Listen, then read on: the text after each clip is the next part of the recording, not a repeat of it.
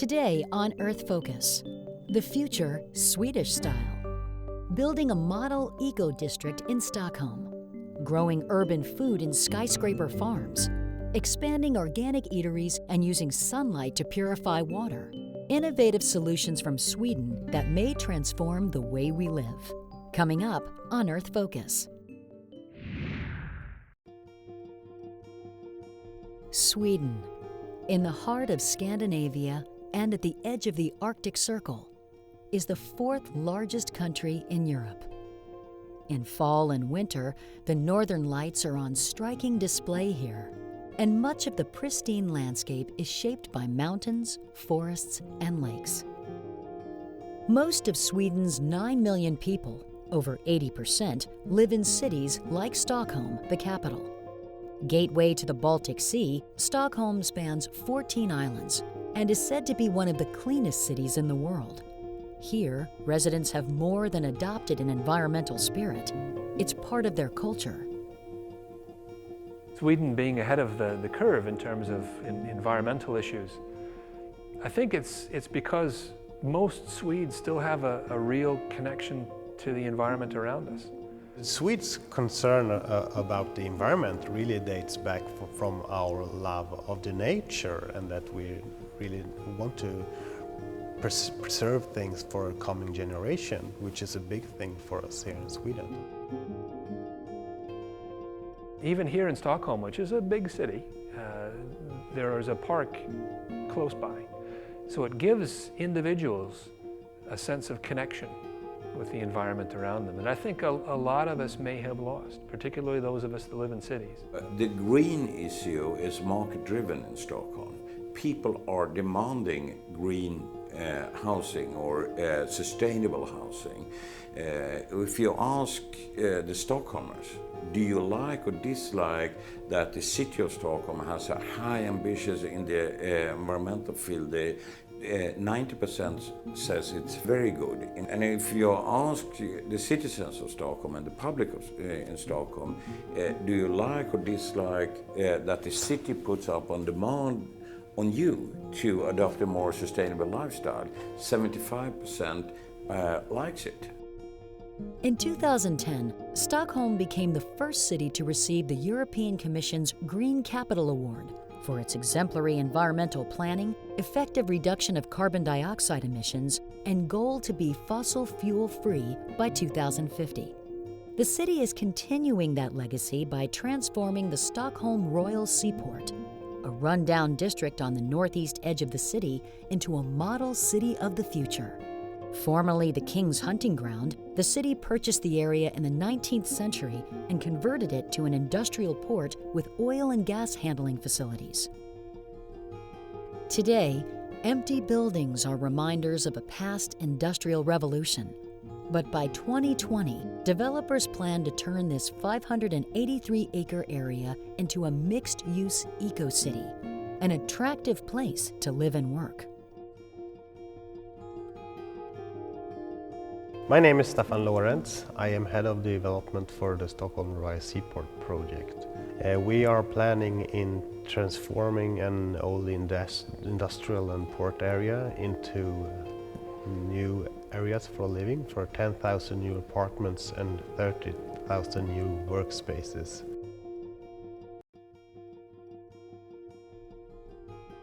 The project in this phase actually started in 2010.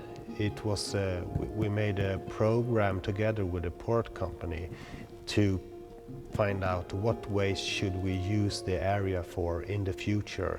The port company needed to have more space to develop on, and also the city is rapidly growing. We need to have more spaces for houses and workspaces, so we needed to go together and find out what things should we have inside of Stockholm and what things should we have outside of Stockholm. We have certain focus areas within the environmental program for the project. One of them are being energy. So we are working with the developers of this project in order to have them put up energy efficient buildings. So we are focusing on finding out ways to make things as energy efficient as possible.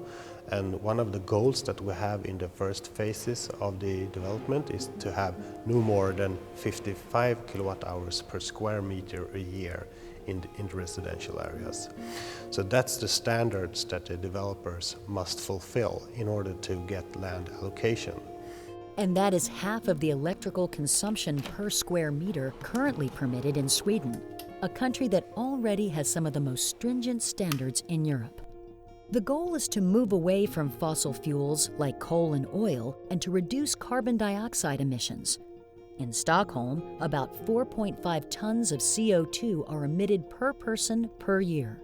The Royal Seaport plans to blow that number out of the water. We are having goals that we should have no more than 1.5 tons CO2 emissions by 2020, and in order to get that we are working in renewing the heating and electrical production facilities to make it biofueled instead of using oil and coal.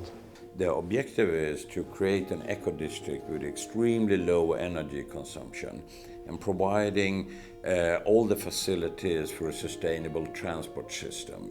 Public transport, biking, to create in every sense an environmental or green area or green residential district in absolute world class. We are right now in the gaswork area, and this is where we have started to construct the first apartments. Then they are going to be moving in as of October this year, and we are standing in front of the old gas container which was produced in 1890s, and this is one of the buildings that are going to be preserved in the area and going to be transformed into cultural venues, etc.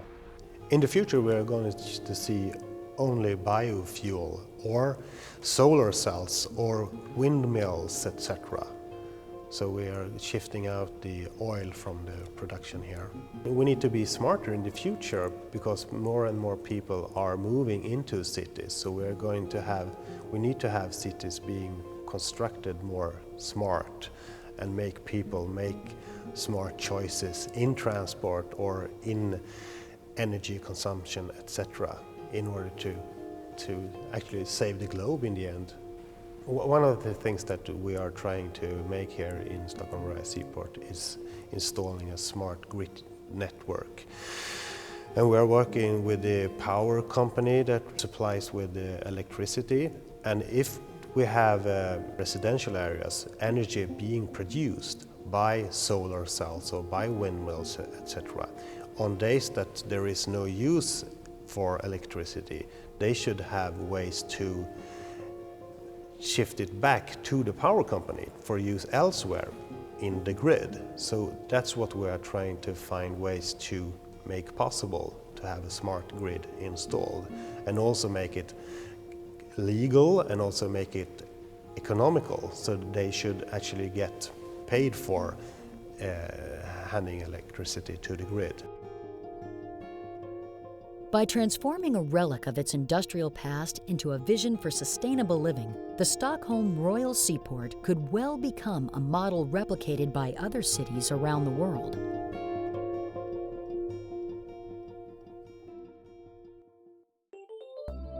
As city populations grow, providing healthy, locally produced food efficiently and sustainably is an increasing challenge. Hans Hassel, the CEO of Plantagon, is planting new seeds for the future of urban farming. Plantagon, a leader in vertical urban agriculture, will construct a cutting-edge greenhouse in the Swedish city of Linköping, south of Stockholm. The aim is to produce more food using less space, to deliver fresh produce at lower cost by marketing directly to consumers, and to embody a new business model, one that makes money while doing good.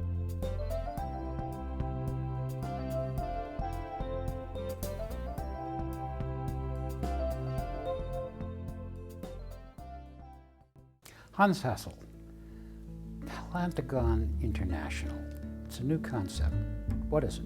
We are trying to be part of finding technical solutions on how we're going to feed the future really huge mega cities of the world. We are sure that we will have many reasons for growing food large scale inside our cities, and we want to be part of developing those new solutions for how to do that. We do believe that we will have three different problems to feed people living inside the city. One is the vast geographical sprawl of the cities. 2040, 2050, most scientists agree that 80% of 9 billion people will live inside cities. And already today, we are using 80% of the arable land that we have on the whole planet. If you put these two developing curves together, then you easily realize that what will happen is that we have to grow food, large scale, inside the city. City is a dense environment. The land is really, really expensive. So if you want to grow things in the city, you have to go vertical. And to go vertical, then you have to develop new technical solutions, and that's what we're doing. Urban agriculture, vertical farming, what does it look like? How does it work? Vertical farming is about getting a good ratio between the footprint on the ground and how much growable area you can get out of a building. So growing things vertical makes only sense if you don't have enough land where you want to grow your food. The way that we solve it is from constructing a building where you don't work with horizontal stories. Instead, we have an open construction using a helical shape that lets much more sunlight into the core of the building. And then we have a patented logistics system for how to move our crops at the same time as they grow inside this vertical building.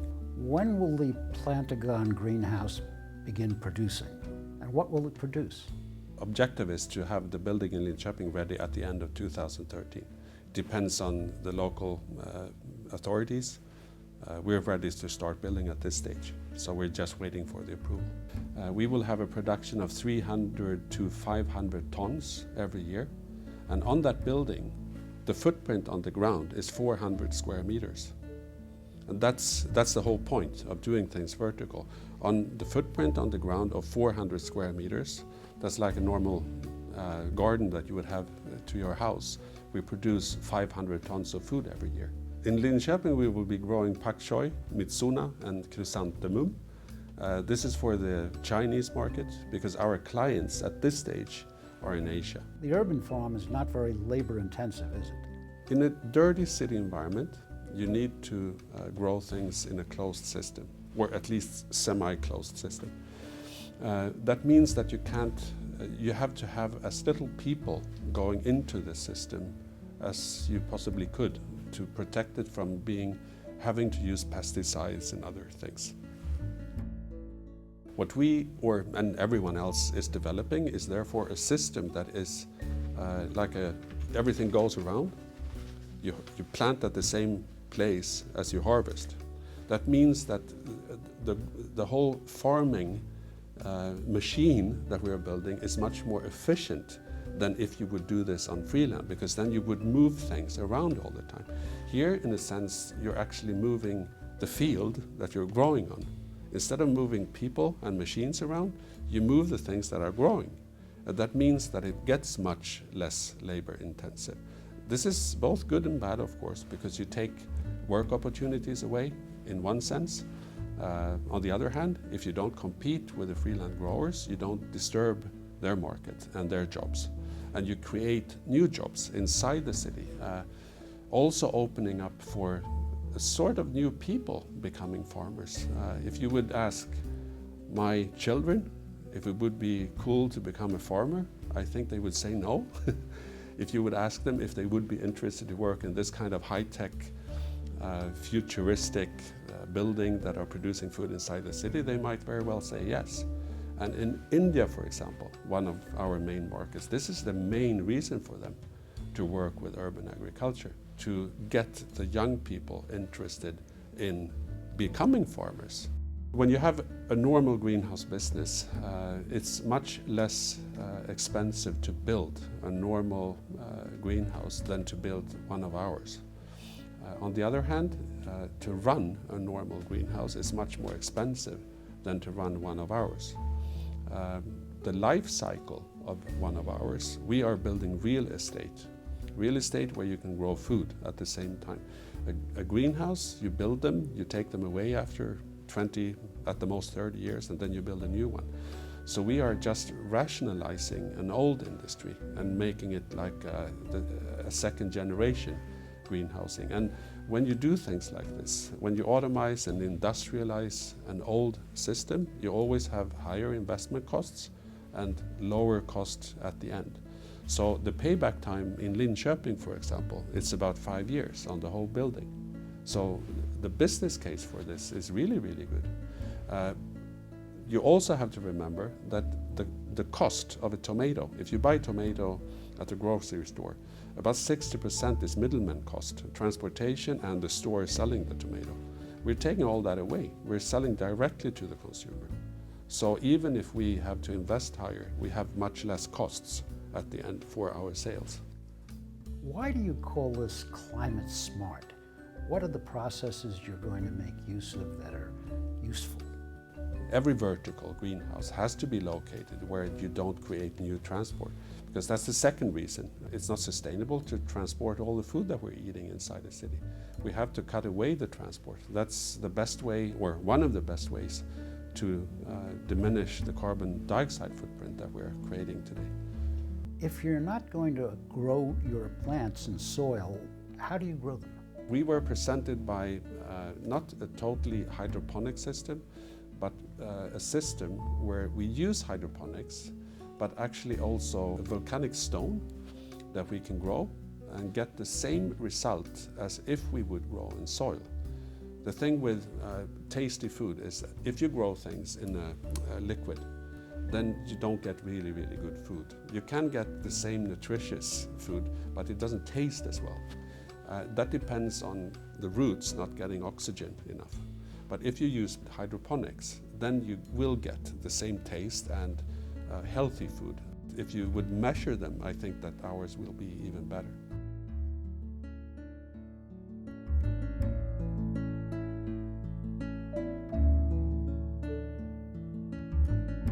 Urban farming will help provide restaurants with healthy, locally produced food. Some Swedish restaurants are already meeting consumer demand by going local and organic. My name is Per Malnes. I'm one of the 3 proprietors of restaurant Nyagatan. And this restaurant is located in the middle of Stockholm, where we focus on not only organic food, but traditionally food with local produce and local producers. When we opened the restaurant, we wanted to have something, serve food that was traditional in a way, but with local ingredients. We serve wild boar, local wild boar. We have a goat cheese, which is made outside Stockholm. So when it comes to health issues regarding food, we think it's more healthy for people to visit us where they know exactly where the produce is from. And you can always ask the waitress where the food is from, the meat is from. You can tell them exactly where it is, instead of going to a supermarket where it's undefined where the meat comes from.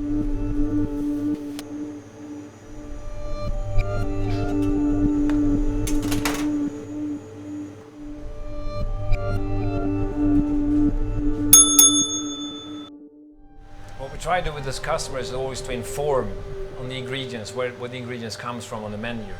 So for instance, if we have a special dish, if we have a special freshwater salmon, we tell them where it's from, where it's been caught, and we try to make people aware of what they're eating at that time. One of the aims of the business is to have a lower carbon footprint. So we try to have as few deliveries as possible and as many products produced locally as possible, instead of transporting and buying things out of season. If you buy things out of season, it has to be transported a long way. We hope to think so as well, that people are making a choice while visiting us, even though they don't have to take a big stand, but still though, they can make a difference as well.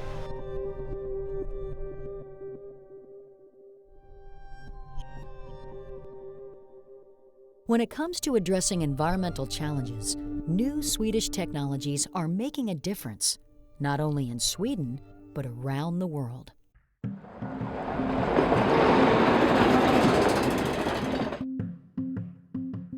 In many parts of the world, safe water is hard to come by. Over 1.1 billion people lack access to safe drinking water, and that's 12% of the world's population. Technology can be a solution. Solvatten, or sun water, is a new water purifier invented by Swedish artist and microbiologist Petra Wadström. The story began in Australia, where it was a lot of sun, and we were there. Now it's nearly 15 years ago, but unused sunshine, and thought that should not be like that. Now we are traveling a lot to different project areas, mainly to Africa, and you can really see how people struggling every day to get safe water.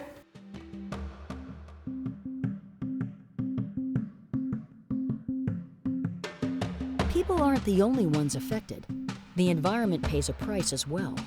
Making water safe to drink requires boiling, and that means using fuels like wood, charcoal, coal, or dung. Fuels that contribute to deforestation and to carbon emissions. Unlike these boiling methods, Solvatten helps reduce carbon emissions. It is portable, requires no batteries, supplies, or spare parts. The supply of energy for purification, sunlight, is endless. And when you have filled it, you put it in the sun. So you use the solar energy and create heat. And with the heat, you destroy the bacteria cell membrane, so that hurts or destroy the DNA code, so they can't reproduce. And then you leave it in the sun for a couple of hours, and then you know this water is safe. I myself am really grateful to Solvatten because of the tool, which has greatly enhanced my health. Just as Mom said, I'm the one who was, at least I was just sick of typhoid, and now that we have that tool, I can easily just use it, and then I know that it's safe for drinking. That's why I'm really grateful. Yeah.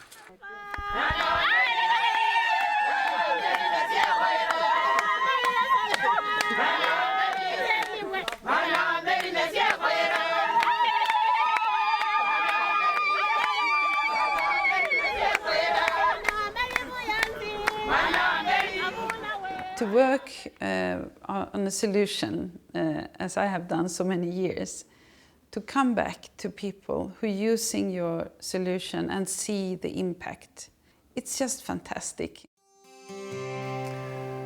I'm very proud of my mother, yeah, of course. How can you not be? Solvatten, still a family company, it's a challenge. I mean, of course we can make a big difference, a huge difference for the people actually getting Solvatten. I see water being the key and the most important things that's to be looked after. We're in an interesting position where we're working with both private companies wanting to be a part of the solution, and the not-for-profit world as well as the for-profit world. So we always try to find good subsidies, to find possibility to reach the people who need Solvatten the most, and that is a way of using a sustainable solution that it's a high investment for poor people. But if you can see, if just after 10 months you have the whole return of investment, just you look at the energy savings.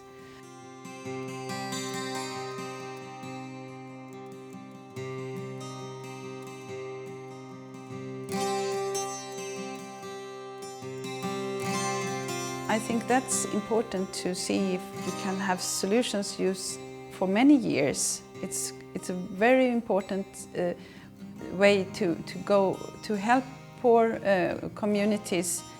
If you can have high quality solutions that's sustainable instead of making very cheap solutions that's a waste after a short usage.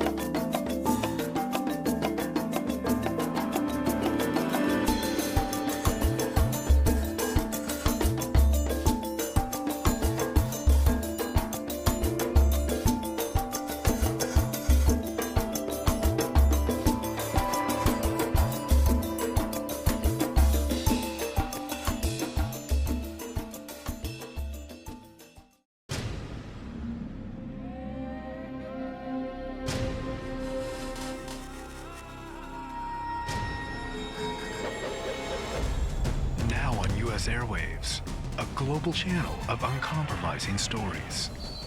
World news, documentaries, entertainment, and culture. Link TV, connecting you to the world. For more information, visit linktv.org.